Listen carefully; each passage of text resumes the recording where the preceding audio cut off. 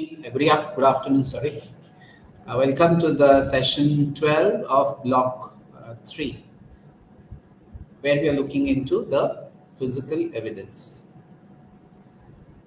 Today we are looking into a term called physical evidence, where we look into what is the role of physical evidence, what are the things that goes into making physical evidence a critical factor. A term called atmospherics would be related to the retail sector. How does it pan out in terms of creating more customer footfalls, attracting? We'll also look into visual merchandising. We'll also look into how to do something called retail store space management, looking into the space as well as the inventory levels. Let's go back to an experience of your shopping experiences. I'm sure you have had a lot of experiences of visiting various kind of stores.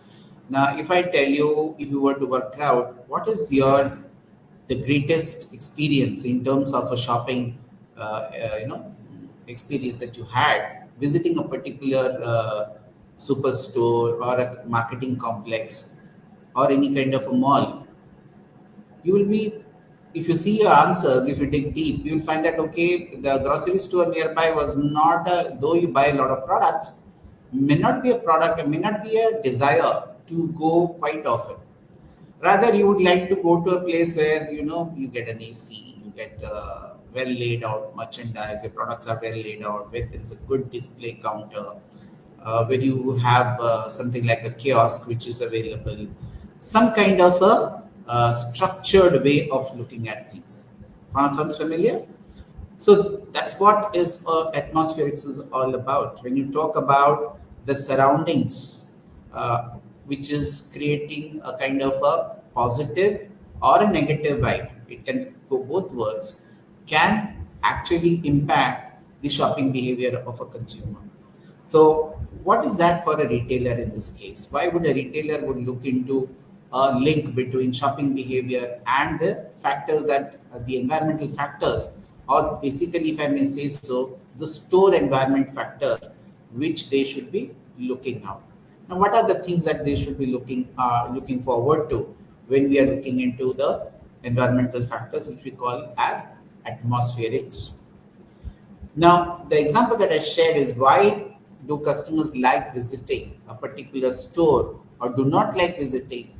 Somewhere down the line, the underlying philosophy lies in terms of an experience. Now, you know that in modern retail or in organized retail, the effort is for by the retailers is to offer a very an environment which is customer centric.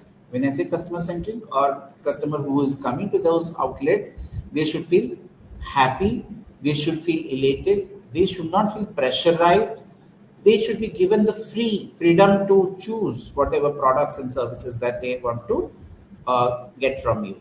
So somewhere down the line, all these dovetails into making or curating the entire, not only in terms of products or merchandise, but also in terms of the environment that you create. Are you creating a congenial atmosphere for the customer to feel more comfortable to come in, spend time, and make their purchases, which could be a satisfying kind of a shopping experience.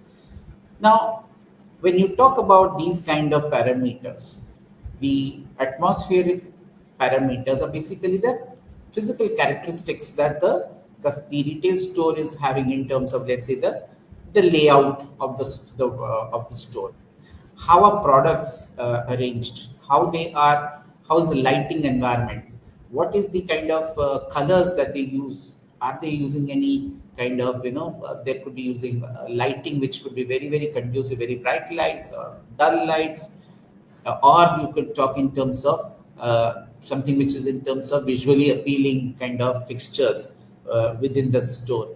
So it may help you to generate more interest and you like being there, and there's sufficient amount of space to move around, and there's a sufficient amount of space to sit and watch things or look into the categories.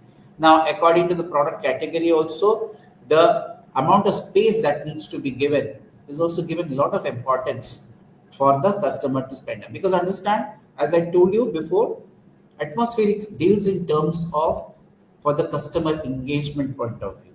So how you engage the customer, not only in terms of the products that you are displaying, but also in terms of making them feel comfortable.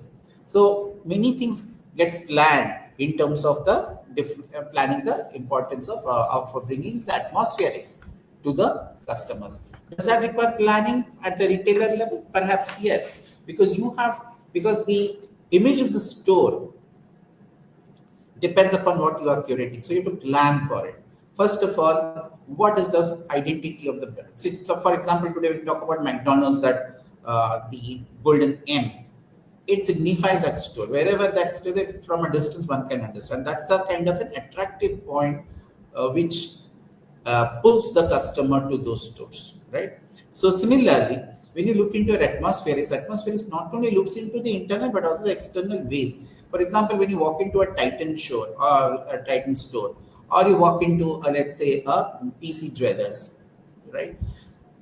They curate certain things to create more attractive proposition in the minds of the customer. So somewhere down the line, the store image becomes a kind of if it is well engaging with the customers, it also helps in brand positioning and also helps to create a kind of a footfall by attracting customer to those stores. Now, it also helps the customers in the environment also looks into how which kind of customers are coming, what kind of products they are buying. Suppose they're buying staples, what should be the kind of products that needs to be displayed, how it is to be displayed, which will be very different from what will, let's say, if you're looking to apparels, electronic gadgets. We're looking into jewelry, for example, jewelry, perfume, leather bags, shoes, footwear. Now, different product categories need to be planned in a, when we talk about planograms or when we look into merchandise planning, not only look into the breadth of the merchandise, but also in terms of atmospheres, we look into how to make it convenient for the customer to go through various product categories. Then you may create departments, sub departments within the store, so that if you see Walmart and all that, they're huge. So they do this category planning in a manner which is tuned to for the convenience of the customers. In India, we do not have such large, but the malls are large enough. But if there are departmental stores, supermarkets, they could be running into a lakh square feet. So how do you manage the people who come in?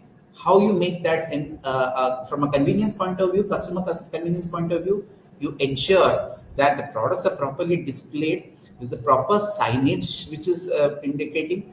Some of the stores could be multi-layered, it could be having multiple layers. So different departments could look into different kind of product displays or merchandise display.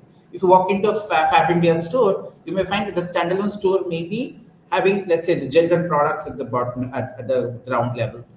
The G plus one would have something on for the kids and the females, for the male segment. So you can categorize according to the target customer, or you can do it according to your, let's say, in terms of product categories, in terms of groceries, in terms of jewelry, in terms of leather goods, in terms of electronic. So lot many things can be done so that the customer is able to navigate through the retail store properly, giving them the ease of searching, right? They can spend the right time with the right kind of merchandise and can also ensure they can have better conversions. Because end of the day, what we are looking at, that these people should be happy enough to spend and buy.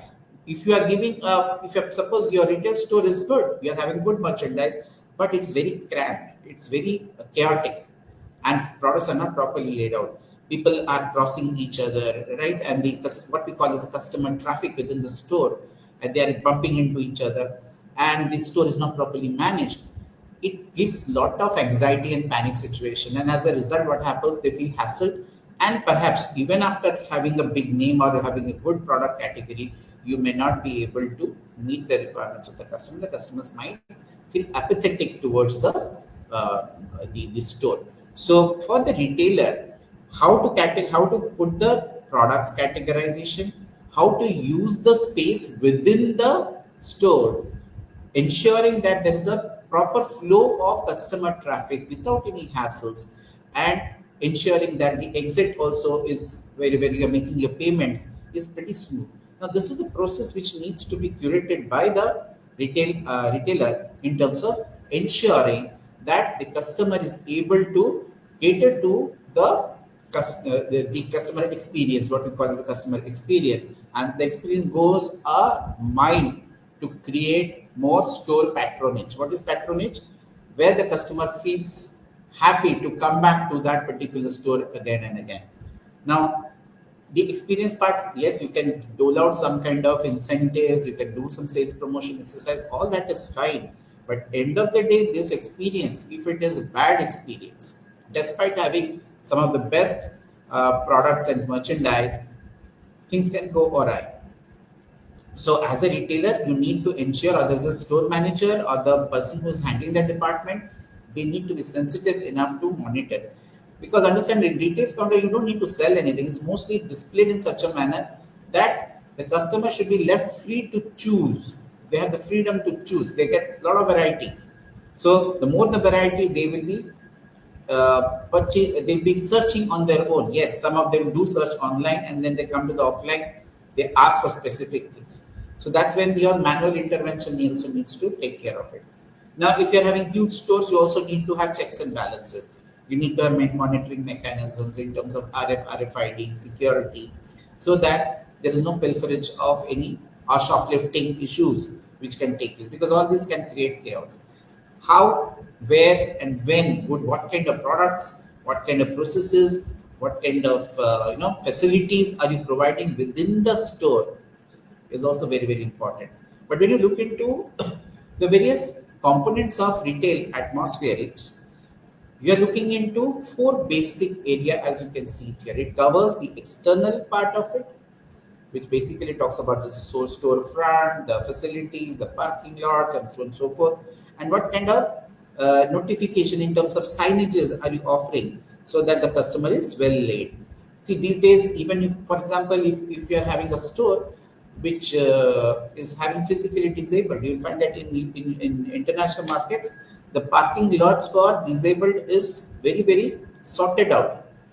Nobody else can park there. They go to that level. Secondly, they provide a gangway for the physically able, even if somebody is in a wheelchair, can go in and can navigate through the store. Which means what, you have to have proper either elevator system, or you have gangways by which the person can be taken.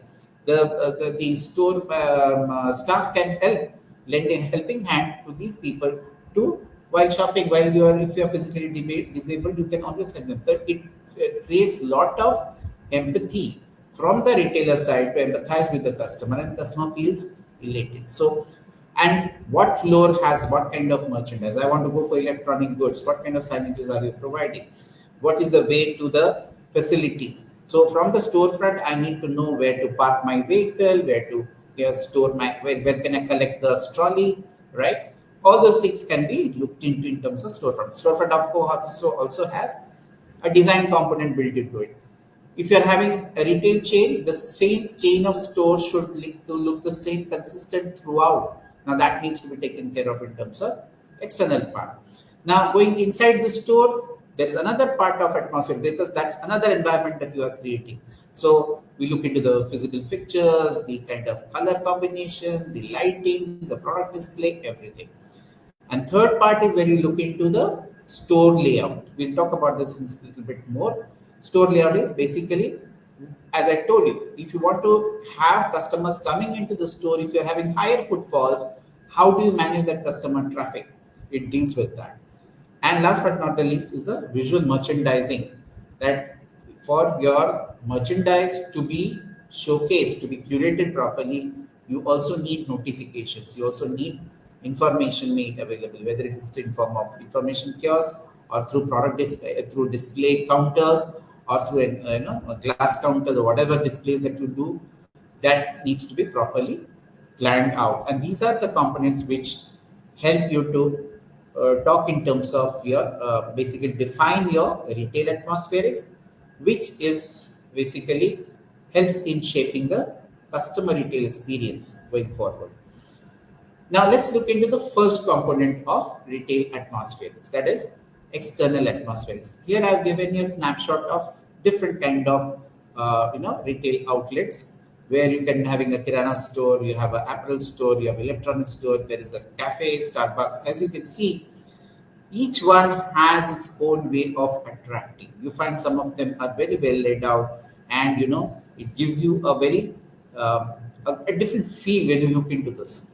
And also it serves as a point of attraction that such a store is available. These are the products which are there, and if you have seen the signages which are given, it very clearly indicates what kind of a store it is. So from a distance, people might get, if they use the digital, the basically the logos are used in a manner which is consistently done in the same formats that you do in your marketing communication, which we saw yesterday. So there has to be certain amount of consistency. There cannot be two different kind of color schemes. The logo is looking different from whatever was seen in the advertisement. No, it has to look the same. And this store, wherever you are having it, in how many stores you are having, it should be consistent. Now, Starbucks would essentially, ideally, should look the same wherever, whether it's in the New York, whether it's in India, or any other place. Similarly, for the apparel stores. As we come to the kirana stores, yes, there can be variability in that, because the kind of customers who visit also matters in terms of how the particular look and feel of the retail outlet should be. Now, each one ideally should be displaying what kind of a store it is. Of course, the store name is, if it is important, if it is has got a brand which is image which is getting accepted, obviously demonstrate that. You have to create whatever logos that you have created with respect to your brand, they need to be displayed. There is a visual display of that, and it should be uncluttered, and it should give you a very a feel good factor. When you look at it, it should be very attractive. The color combination, you must have seen the color combination plays a very important role. There are some colors we get attracted to. Bright colors attract our attention, because end of the day, if you remember, I told you that it extends in the same process that we had talked about in promotion. How you are, among all the stores, how this particular store is visually attractive, which means what? It should attract the attention first, then get on to creating an interest. So one is looking at an Indian terrace store. Okay, what is there? Then you would look into what is being displayed there. You look at the Bata. You look at the product which is displayed there. That is okay. New arrivals. You find that okay. New things which have come into this. You start looking. So the window dressing that they do in terms of creating that urge in people or the interest in people, and that propels them towards a desire to enter. So the external atmospheric is almost like a kind of a hook that you are creating to pull your customers to that store. So retailers spend a lot of money in creating unique kind of store images. Sometimes you must have seen they create very culturally driven. For example, Kaveri handicrafts in Bangalore and all that. You find that they make you feel like you get a feel of sandalwood, because sandalwood is a major thing, right? If you go to any handloom stores, the kind of motifs, the kind of designs that are used is properly displayed in order to create more traction with the customers in terms of their attractiveness. Let's now look into the internal atmosphere. So once you've been able to draw the attention of the customers from the external point of view, because another thing which we'll be looking at, I was talking about facilities, sundry facilities like parking lots, security, because understand that is also a concern in these days. If you're talking about urban markets, there's a lot of concern is where will I park my vehicle. So parking, if you're having exclusive parking lots, the security also needs to take care of that in terms of how many people are coming in. That needs to be managed. In some cases, you may have underground parking. There could be layered parking. So a proper management of the parking facilities also needs to be taken up. Though it is not it's not an important part of your, which is visible, but then yes, if you say parking facilities, the signage is parking facilities, internally, how you are navigating, how you are creating that is also contributes towards atmospherics, right?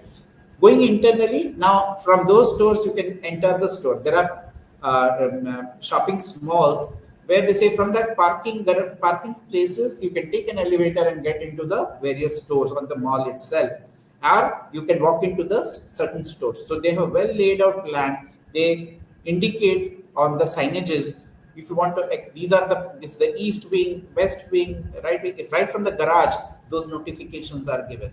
So an external atmosphere can also induce you to get into the internal atmosphere itself. As you enter, you will find this kind of possibilities. As I told you before, that a product display is an integral part of any kind of retail plan. But then, how do you utilize that merchandise? What kind of category do you have to create? How you departmentalize? How you break them into various categories and make it available? If there's a larger kind of a footfall that we are expecting, and people's footfalls are very high, maybe you have to give more space, and how to utilize that space effectively so that the customers can actually take care of, can move freely, get the ease of shopping and feel good about it.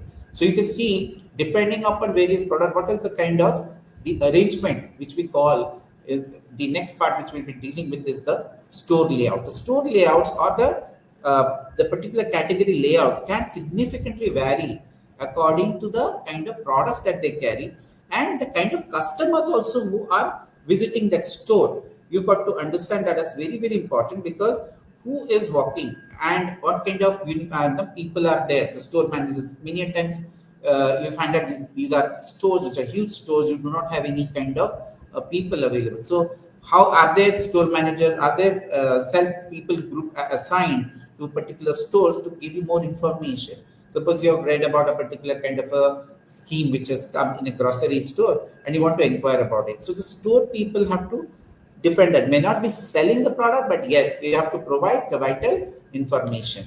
Now, some of them could be coming with kids. So how would you take care of the kids within the store? That is also something which can also be managed. So all these things goes into the making of the internal atmosphere. Another part of internal atmospheric is you have to understand what kind of a layout creates the interest in people. Does it make them happy? Does that make them sad? So what happens that internal designers who are used to making this internal atmospherics, they go deeper into understanding what colors excite people. There are some stores who could be using perfume, or you could be using music in order to have better engagement with the customer. These are all part of the internal atmospheric parameters, apart from what kind of products they are showcasing. There are times when you find that, okay, if you go to a South Indian store, they may run classical music, and there is some kind of a chant of a instrumental. But in some cases, you want to go to, let's say, you go to a bar, you cannot have a classical music. You need to be more peppy about it. Over there, the lighting changes, the colors changes, the contrasting atmosphere which creates. It has to be very. So the energy that you feel inside the store can significantly vary according to what you are trying to excite the customer about. You create unique identities of your store by the feel of these kind of things, and this gets explained in the internal aspect of the atmosphere. That needs to be taken care of while you are creating these atmospherics, right? So something we need to be very, very clear about as we go in terms of the internal atmospherics of the retail outlet, right? Going forward, we also look into the kind of layout. I'm not put the layout part here, but the point is, what is the store layout like? If you see the layout here in each of these product categories, the layout is very, very different. What is the idea when you are in your house? If you're asked to arrange your living room, right? It is the most attractive point of your apartment or your house. So you want things to be curated properly, designed well lit. It should have air conditioning. It should have a comfortable seating arrangement. If you're having the television in that particular thing, it needs to be properly showcased. So you put a lot of efforts in making the living room a very, very happening place. Same logic applies in terms of the store layout. So when a person comes to the store, right from the time they set foot into the store, what could be his or her experience? If you're attracting kids, what would be the display like? Should it be more colorful? What shades of colors would excite them? You know. So you will find that in terms of apparels, this is a very, very important thing. If you have got products which requires minute examination, how is the lighting there? The lighting may be very, very bright over there, like in case of electronic goods, right? In case of jewelry, until unless you have a proper lighting, it doesn't give you the feel of, okay, something very luxurious. Now the upholstery, the color combination, the physical fixtures which are there, the display units which have been put, you can have, you can say, why should I put quality product, quality stuff into it? But that matters, right? If you are providing very good, well furnished seats to sit in a luxury area like a jewelry, obviously that adds a lot of value to that particular department or that luxury segment, because you are actually living that, and you're ensuring that that luxury is passed on to the people. Then you must have seen customers being treated to a cold drink or a coffee, or being asked for some kind of complimentaries from the retailer. These are very standard procedures. They don't create any unique distinct differentiation, but definitely it gives a feel good factor, makes them feel concerned.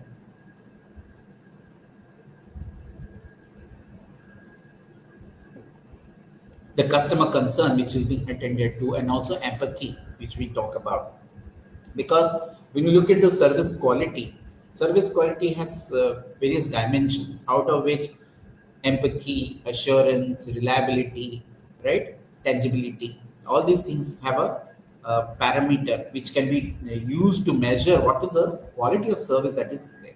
If you have people out there, are the people very courteous towards the customer? Are they able to meet the various queries that the, just not only talking about the products but also talking about the layouts, what kind of promos that are going? Suppose I walk into the electronic store and I'll say, what is the kind? Okay, I've heard about in a advertisement which I've seen that you are promoting something. There's a bundling of, or a price bundling, and what kind of products can be bundled together. Now I may get completely lost when you're walking into a store. So over there, the manual intervention is required for you to do that. Second, the store layout also has to ensure that if I'm in a jewelry section, what is the movement of my people? Is it a grid which helps me in the shopping experience, or does that create more irritations? Obviously, we do not want irritations. We want to create a kind of a proper plan of display which allows sufficient amount of people to be within the store at a given point of time, and gives them that liberty to choose the product. If while you are choosing products and you are getting very, very uncomfortable while purchasing, then does that impact the shopping behavior? Perhaps it does. So we have to understand this, that which section of my store, which department has got a larger footfall, and how do you handle the customer traffic. So the layout of that in terms of the product display, in terms of the store, needs to be taking care of the movement of the traffic. So under that, we talk in terms of free form of customer traffic. Free form means you are giving the person in terms of space, giving a lot of avenues to go and say. Suppose you're talking about grocery and all that, you'll find that they are stacked up in aisles, and you take the trolley and go down the aisles, and looking at various product categories. They are displayed right from biscuits to groceries to staples to whatever you want, and it's a proper movement, giving sufficient amount of space to move around, collect, and where people spend their according to their own time. Now, this is very, very important, because that you are engaging with the customer in the right way. Now, in some cases, you could be having very a promotion going on. So there are some impulse purchases. So you have kept it store in store. So those counters have to be placed at a certain in the store where there is more space. People can come and inquire and can convert. So you're creating more impulse kind of a scenario. So that is called a racetrack kind of a grid which you maintain. Everything basically looks into in terms of how the store layout looks into when you're looking at from a retailer's perspective, how to make the store layout convenient for the customer to navigate while making the while searching for the products or the services. Some stores, as I told you before, they could be layered, they could be multiple layers. So how do you ensure that the customer who is coming is properly given instructions, not by if not by the people, at least by the notification. Okay, that okay, this elevator will say the floor one has this, floor two has this. So you are having a proper navigation done with as you are moving into the various parts of the departments given in the store. This ensures less clutter, less congestion, and proper navigation. The people who are there also have to ensure that the security people who are there while the kids are there, they're going through the elevators, using the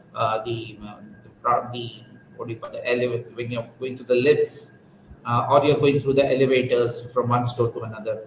The safety concerns are also there. There have been a lot of mishaps which needs to be taken care of. So safety guardrails have to be put in place to ensure that the store is able to give a proper, not only an atmosphere but also a proper facility to take care of the customer requirements. Apart from that, the fourth point that we talk in terms of is the visual merchandising. Visual merchandising is of in America, it used to be in the Western world, it is very, very strongly emphasized. Now, what does it talk about? When we talk about visual merchandising, we look in terms of what kind of factors that need to be taken into account. It should talk about the product categories. If you walk into any store, for example, a grocery store, you don't need to know. They'll just be put that visual merchandising may not be that enhanced in case of unorganized. But if you go to an organized retail outlet, in a kirana store, you will not find those kind of visual merchandising. So there is minimal amount of visual merchandising. But as you move to an organized retail, larger stores, big areas, visual merchandisers do take a to play a role because it gives a more professional touch to the kind of the customer information base. Does it create more interest? Yes, it does create. It may be a kind of visual merchandising where you're talking in terms of how the products are displayed, the mannequins are used. You must have seen Sari Emporiums using this visual merchandising in case of those boxes where they place them, or the display units that you are talking about. And visual merchandising also works towards creating a very what do you call it, the store image, the image of the store, and what kind of people also visit those stores. If you take an example of Raymond's, where they talk in terms of theme displays, making it very professional. The people who are handling the thing, they're very well dressed. They're in particular suited, booted, and the staff is very well trained to handle the customer. It gives you a lot of flexibility in terms of building in confidence among your customers. So within the store, also when you talk about visual merchandising, we talk in terms of the kind of curation that you do in terms of product displays, the information kiosks, all these things, the lighting, everything, which are a part of atmospheric, but it talks about visually making the merchandise speak for itself. New arrivals, as I was giving you the example, you have a separate counter which talks about new arrivals. It could be on the books, on the apparels, or on the products, right? You create a platform which rotates, people pay for it, right? For that space. When we talk about space management, we'll talk about that because your merchandise has to be like a silent salesperson. So how do you create more traction? How you create more attraction to the merchandise depends upon how you layer it out, how you curate it to the customers, right? If you look into the more professional setups in this case, we look at the visual display merchandising has very professionals who man the entire visual merchandising experience that they create, both in terms of external visual merchandising and internal visual merchandising. When you're walking on the street and you find a store and there's a window display of products, that's an external visual merchandising that takes care of it. Yes, you say, okay, these are the products which are coming. So that creates so you have mannequins which can be put over there, which can create a lot lot of these brands like Zara and all that, they use it extensively for footwears and all that. They create a lot of interest through the visual merchandising in terms of attracting the customers, right? So wall displays, light fixtures, right, and promotional materials. For example, you are carrying out some kind of promotion exercise. Those posters can also be visually displayed in terms of with a lighted display. You can have neon displays also, which can basically create more attraction with the customers. As the scenario in India, it becomes more and more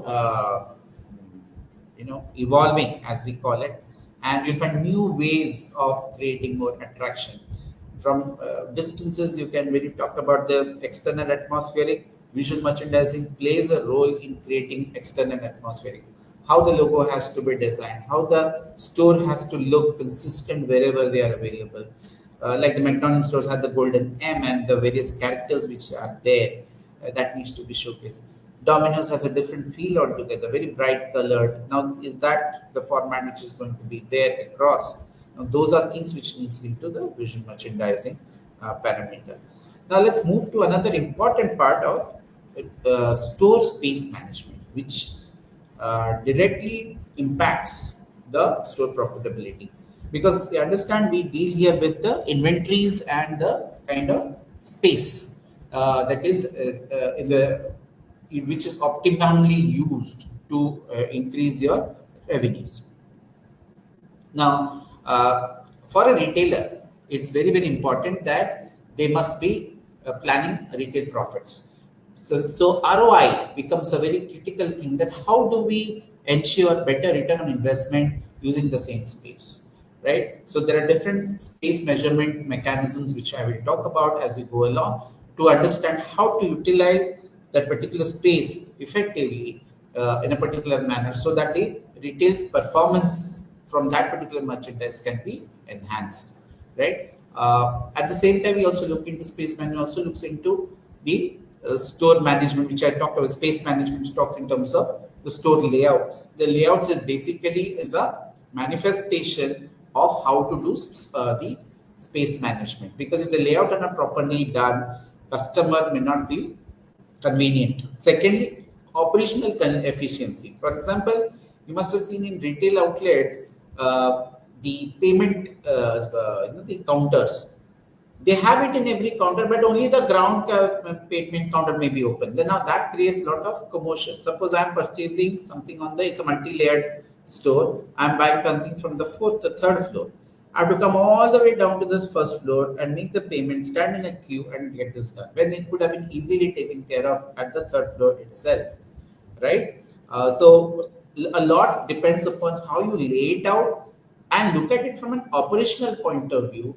How do you allocate resources in terms of manpower, in terms of technology, in terms of security, so that the products which are sold are, you can cut down the pilferages also, because that is also a very important part of your space management or store management. We also look into the layouts, the kind of layouts, as I told you, whether it's a free grid layout, you allow the customer to move freely, or you have a grid kind of a system, or you have to say a racetrack kind of a thing, or you see, look into the product categories. It's very, very, there's a jewelry section has a very different kind of a layout compared to a apparel layout, which is again different from, let's say, groceries and staples, right? If you're going to a footwear kind of a counter, it would be very different. That layout would be very different from the others, because for a footwear, you need space not only to display, but also people to try. So trial rooms have to be there, or trial spaces have to be allocated. That's why you can divide them according to your categories and according to the department which is which you would be dealing with. So location of, what are the key things that we look into? The location of various category of products. If you convert them into departments, which department comes where, how would you lay it out? For a family which comes, which products need to be showcased at the ground level, the top level, the third level, the fourth level, whatever the levels are, if it's a multi-layered, or within the store, horizontally, if you see, can you divide them into various departments, where you allow different kind of customers to float, and is that particular notification signages are provided when they are entering, so that there is no chaos in the store. So traffic flow management within the store is also an important factor which contributes towards a pleasure in the shopping experience of the customer, which adds on more value. Right now, let's look into the how do you ensure the ROI parameter into this. As I told you before, how intelligently the retailer is managing the space in terms of storing that space, storing that merchandise, storing that product, and ensuring that sales are taking place. A lot depends upon, there are various ways in which you can arrange the products and can ensure that you can sell off more. So what we do is basically a sales or a profit per square or a linear meter or a cubic meter is planned out in order to assess the effectiveness of the retail space in terms of the usage, in terms of profitability, in terms of what is the performance of that particular space. So let's look into one particular thing where we look into where we look into this kind of a thing. So if you see here, this is a square kind of a very simple square kind of a display, where you talk in terms of utilizing a particular square meter area where you stock this product within a particular area and work out what would be the sales coming out from that particular area. It's a square meter profit per square meter kind of a scenario. In this is called a linear. Though it is written cubic here, it is actually a linear system. You must have seen in garments, different products are displayed. You must have seen according to the, if you see here, different kind of products here, the similarity. You must have seen in case of soaps, detergents, biscuits, they're all clubbed together in different category, and you find them in that, and you can divide them into eatables, non-eatables, right? You can space it out that way, and these aisles will be displayed. Suppose there's a crockery section, there's a glass section, all glass sections product utensils would be there. If you want to buy something like a detergent powder, or detergent powder. If you want cosmetics, different kind of things. So different kind of a layout can be done in a linear fashion and can be can be taken up. Going forward, you may also have a cubic meter where you are talking in terms of a apparel.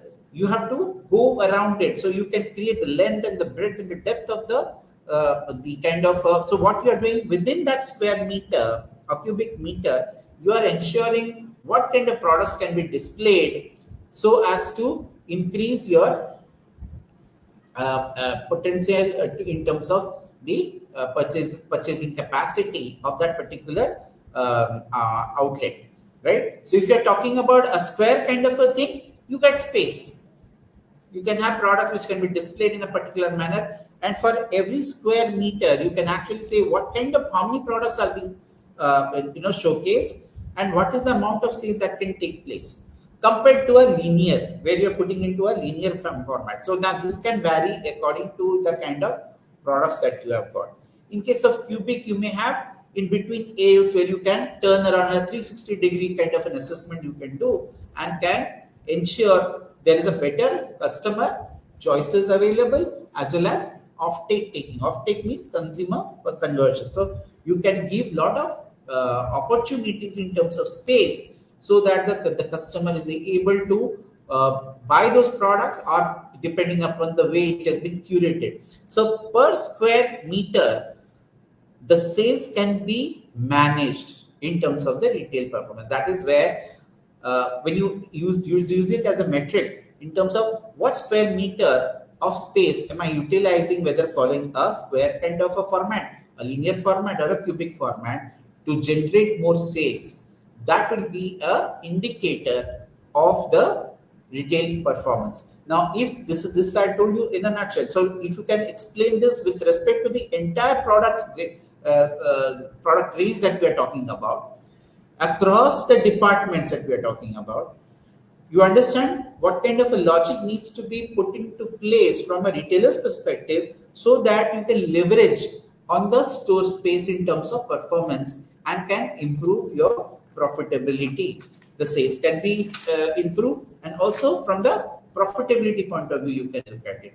Sales point of view, because you look into the square foot area, that what is the sales taking place. So you will try to pack in what kind, if a particular product category is say following a square kind of a square cubic meter per square meter is concerned, it's giving you more returns. I will stock those kind of products to increase the sales there, right? If I look at it holistically, I could be using in some cases the square meter kind of a thing. I could be looking into linear meter as well, or I could look into the cubic meter product displays in order to sell the product. And I can do a category mapping in terms of which particular space is giving me better mileage in terms of reaching out to the customer, ensuring sales, and increasing the revenue within the system. As a result, I could display my products more effectively according to the customer requirements. Now, this you have to map out in terms of what kind of a customer profile is going. For example, if you're coming to a apparel, you must have seen you need more space. You may have a linear format available. You must have seen that when you want to buy any clothes, or you want to have mattresses or some kind of furnishings, you require more space, a linear space to talk about. So for that linear space is given in order to ensure that the person is getting more opportunity to see, and that contributes towards conversion. If you give it in a small space, in a let's say square space, you give it, it may not be feasible. They may find it very, very cumbersome. Or you talk in terms of cubic meters, where you have to utilize the depth of your space in terms of giving you complete knowledge of the range of products. For example, shampoos. I want to buy a number of different varieties I want to see. I can use a cubic meter area to give more space to the customer to evaluate the options and then take a call, right? So depending upon the product category, the merchandise, the retail space can be utilized effectively to improve the usage of that space, which contributes towards the sales and the overall profitability of the store. I hope that is very clear to you. Next, we move into the atmospherics when it comes to the e-retails. How many of you have seen some attractive e-retailing outlets? When I say what do you mean by that, you look into websites, right? I'll give you very good examples. Today, when we talk in terms of placing orders, right? We look into the, let's say, the Mintras and so on and so forth. You will find that Mintra has been able to create a website which is gives you n number of options, whatever you want in terms of the product categories. They have tried to showcase as much as possible. Now, in case of compared to an offline store, an e-retailer actually can show a lot of things, right? And these days, when we're talking about omni-channel options, the same store, which is, say, let's say I'm going to a Bata store, and I have a particular product in mind, and I go to the store and I find that that is not there. Today, you are able to integrate both. If you tell the store person that, listen, I'm looking for something of a particular code, you can give that this is the product I want. You'll say, okay, sir, we do not have the stocks as of now, but we'll get back to you and we'll ensure that it is reaching you at your doorstep. Such things have happened. Now, or it could be like you are browsing the net, right? And you find certain product which you like, right? And you want to place the order. Now there's a stock out situation. They would give or they will say that the stock we will dispatch it to you within so and so time. Now you say, no, I want an express kind of thing. Express, delivery is not available. What you can do? They can say that, okay, you can go to the XYZ store, which is an offline store, and can buy it because stocks are available there. It can be integrated to that extent. Now, This is one such example which I gave. It could be many more where you can talk in terms of how e-retailers and retailers have combined. Omni-channel options have been combined to give better services to the customer. Now let's come down to e-retailing. What you do, for example, I give an example of Nike. Nike is available in the stores outside. Also, it is available on the. It is also available in Amazon, the Flipkarts, the Mintras, and the Agio, right? Nykaa Men, and all those kind of things. So these are called affiliates, where you are showcasing those products. So for an e-retailer, they have to find out what kind of affiliate marketing they can do in terms of their vendors with whom they are showcasing. Now, Nike can have their own online stores, can also go into multi-branded stores like your Mintras and all to showcase their products and can be sold. But one interesting thing is that what kind of brands would be made available? That is what is more important. You will find the website gives you a complete picture of all products that is possible or offered by the company.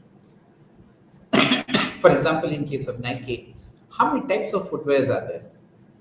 It's very interesting to know that footwear has been one of the least researched product in terms of the customer. But we face a lot of problems. If your footwear is not right, you get a lot of problems in terms of inconveniences later on in life. As a youngster, maybe you may not face much of problem, but at a later point, you may face a lot of issues. There's a brand called Happenstance. Happenstance basically looks into how to protect your feet. They calculate the kind of pressure points that is created by your feet. Now this is customized. I don't know what my feet size is, what kind of a pressure do I don't look into those kind of avenues when I'm walking into a store. But this particular thing tells you that okay, if you have something, you can measure it and give it to us, and or we can provide you a kind of a curation which requires a kind of an intervention, maybe a manual intervention or some kind of a text intervention or a kind of a visual intervention where they would see and give you some kind of consulting. Maybe it's customized to that level. Now, whether I need walking shoes, whether I need running shoes, whether I need shoes for the gym, or whether I need for my lifestyle, understand Nike has been able to curate such large kind of footwear depending upon the requirements of individual customers. Now, how is that possible? It's possible primarily because the company has, first of all, been able to assess the market needs in terms of what kind of, for example, when would you use those footwear, in what circumstances? So obviously they have looked into designing those products in order to fill the gap in the marketplace. As a result, what happens? They are able to find out, oh, for running, this is the kind of shoes which would be required. For walking, this could be required. For a female, for this is the kind of requirement. They could look into colors, they could look into designs, they could look into all sort of possibilities, right? All these can be made available in a website which can be properly, you must have seen that tabs are being created. There's a home page, there's a landing page, and there are various interconnected pages which can be linked to. Highly customized, ease of use in terms of browsing, in terms of understanding. It's a very, very dynamic space. Gone are those days where you can create a static kind of a thing, right? Today you want to, another thing could be like if you want to go for investment options. Even for those products which require personal selling, like investment, you may, or real estate, you can use website. This e-retailing is done by almost all the players in order to create more in the promotional space where you're talking in terms of more interest, attracting and usage. Of course, so website design is the first thing. That how's your landing page looking? How attractive is it? How are you creating more navigation towards your website when you are searching? So search engine optimization has to say that okay, these are the keywords that if you put, my ad comes there. So I provide a link which immediately lands me in the website in the website layout and gives me a complete sneak peek into what the company can provide. Then you look into the product categories and the products SKUs. Now, some stores which could be, they could also be highlighting which stores in which part of the country are storing those kind of products and can make it available. So you can give lot of information to a consumer, which can be further implemented at the store level, right? And by doing this, what is happening? You are crashing the information search time for the customer, because in the consumer behavior, what does a customer do in terms of behavioral parameters? We know that first of all, need assessment has to be there. Once the problem has been identified or a need has been established, the customer could be completely clueless. So e-retailing provides this information search and helps you to fine tune from a very overt set to a consideration set of very few things. It helps you to zero in down to those products or categories or brands which would satisfy them.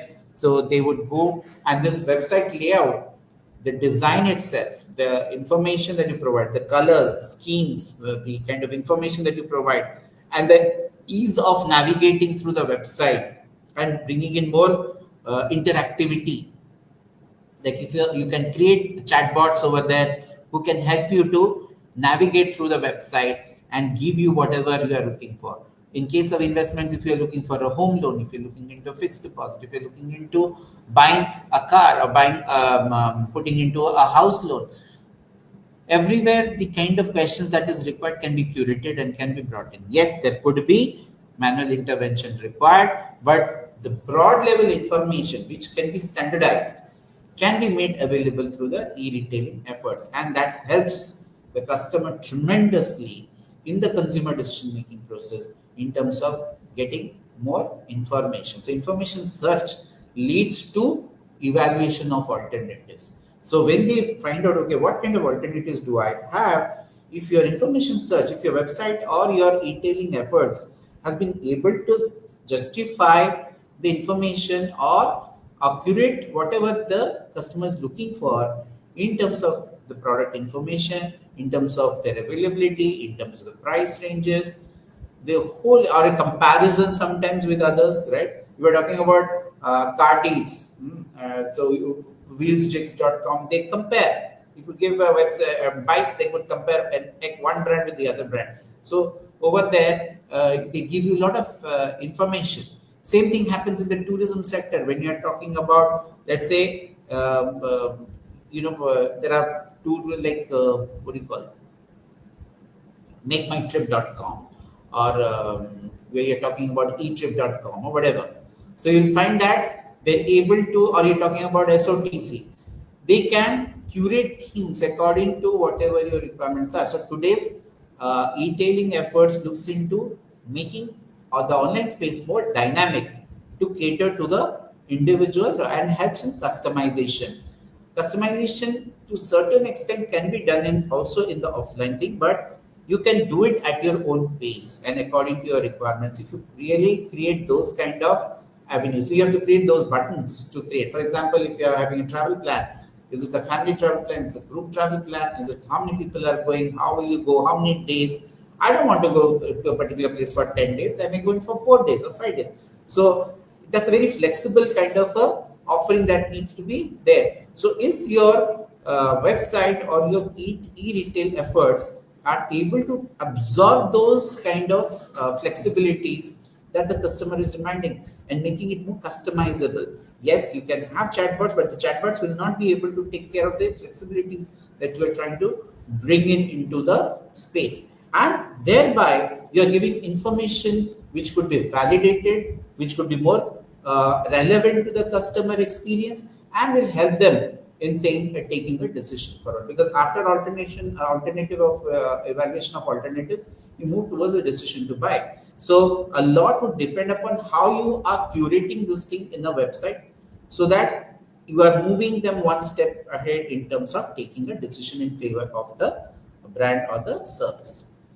So That brings us to the end of the session today. So what we can summarize that how atmospheric, which is basically the structural parameters, needs to be planned by a retailer along with the space in order to increase the profitability of the store. The idea is to attract more customers to the store by creating a very engaging kind of an ambience through their store designs, and also it can also be blended with the online retailing efforts. Today, you want to maximize that reach out to the customer in terms of atmospheric, so that that physical evidence that you are planning is ultimately is curated to give you returns and ensuring customer satisfaction, or what we call as the customer delight, right? And also it has a very strong relationship in terms of what people, how many people are coming and what kind of profitability that you are giving depending upon the products that you are showcasing. So with this, we come to the end of today's session. Thank you.